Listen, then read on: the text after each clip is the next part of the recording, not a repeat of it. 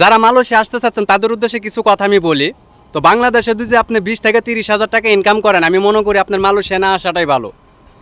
হয়তো অনেকে মানে উঁচু উঁচু বিল্ডিং কিংবা 1 টাকার কথা শুনেন যে বাংলাদেশে 30 টাকা, এইসব কথাগুলো যারা শুনে মানে মালয়েশিয়া আসতে চাচ্ছেন, আমি আপনাদেরকে অনুরোধ করে বলবো, আপনি যদি বাংলাদেশে 30,000 টাকা ইনকাম করে থাকেন, আমি মনে করি মালয়েশিয়া না আসাই ভালো। কেননা মালয়েশিয়া আপনি আহামরি বেতন পাবেন না।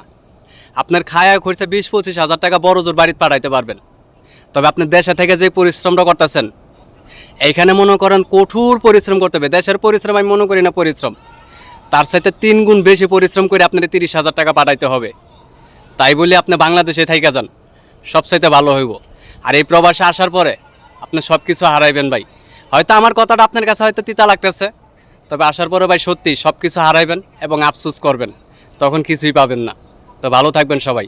আর যদি পারেন ভিডিওটা শেয়ার করে অন্যদেরকে দেখার সুযোগ করে দিবেন। আসসালামু আলাইকুম।